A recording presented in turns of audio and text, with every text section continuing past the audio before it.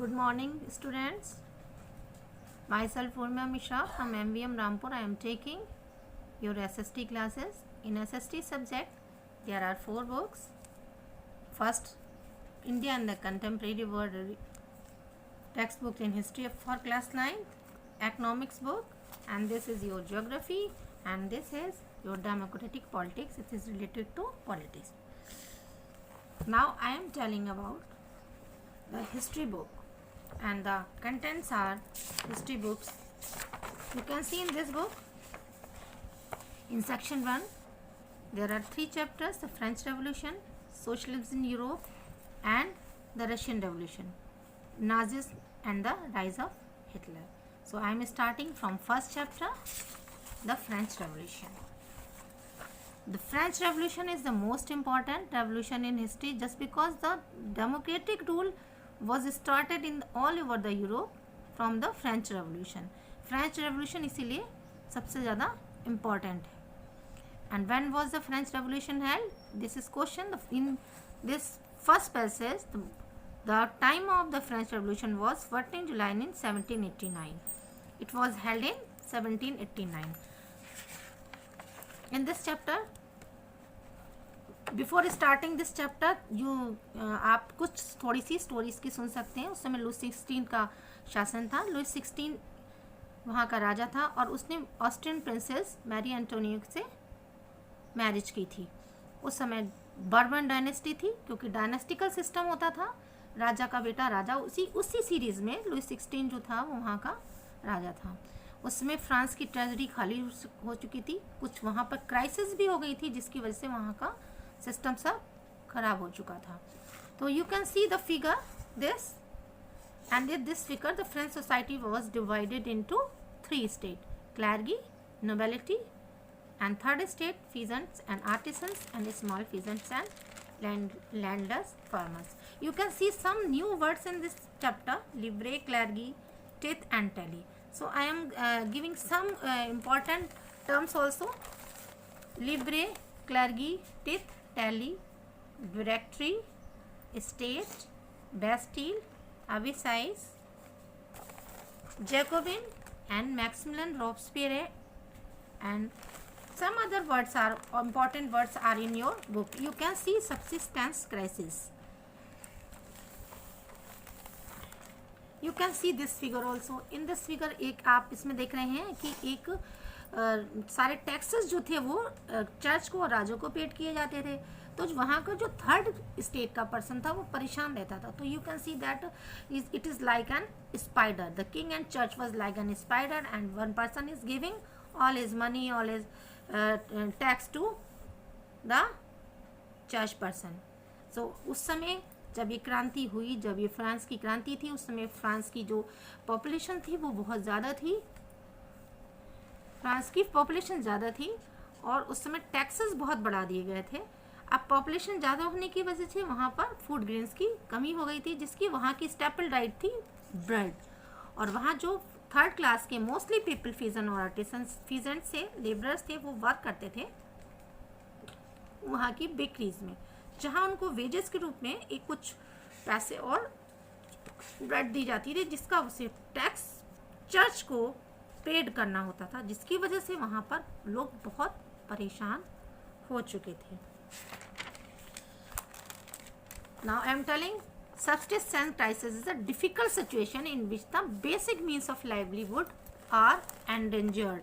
ये वो टाइम होता है जब लाइफ की, जैसे आप जो बेसिक चीज़ें हैं वो बिल्कुल खतरे में पड़ जाती हैं और वो लोगों को प्रोवाइड नहीं हो पाती. उसमें पॉपुलेशन भी बहुत बड़ी हुई थी. So at that time food production could not keep pace the demand and staple diet was bread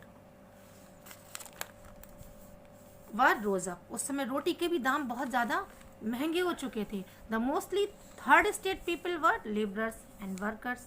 they were employed in workshop whose owners were fix their wages, but the wages did not keep pace with the rise in prices. जब उन्हें wages देने होते थे तो वो उनके लिए पूरे सफिशिएंट नहीं थे.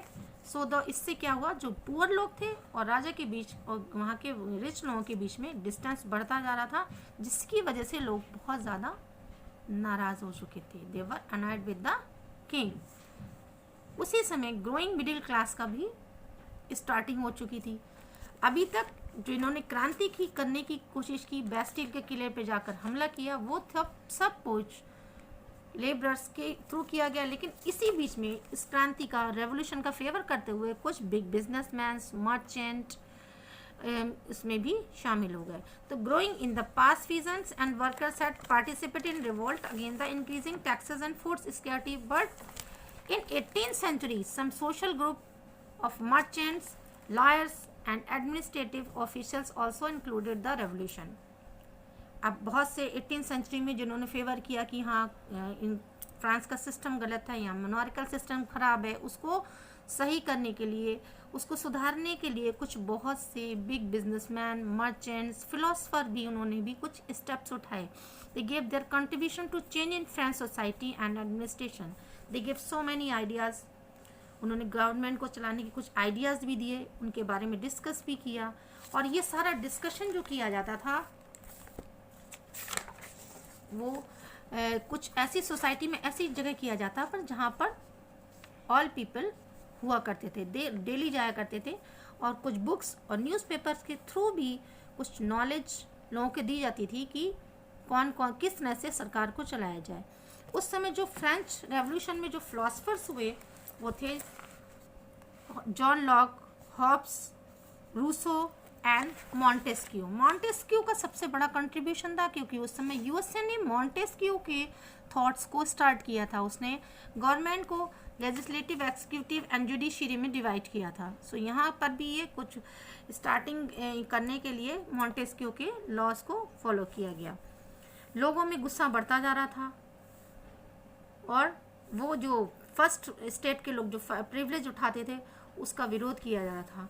तो इसी बीच में राजा ने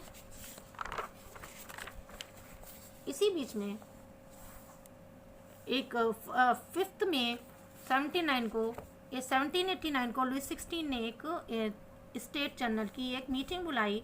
और स्टेट जनरल जो था एक पॉलिटिकल बॉडी हुआ करती थी वहाँ के रिप्रेजेंटेटिव की, जिसमें वहाँ की सोसाइटी के लोग, जो हाई क्लासेस लोग थे, फर्स्ट स्टेज के लोग थे, वो मिलकर कुछ डिसीजन लेते थे एट द रेस्प्लेंडेंट हॉल इन वर्सलीज। ये वर्सलीज, इसको वर्साई की संधि के नाम से भी हिस्ट्री में जाना जाता है। Now I will continue this chapter in next series, and after this I will give some questions. I will continue some questions in homework form, in PDF form, and any other form also. So meet on next day. Thank you, and thank you. Have a nice day, students.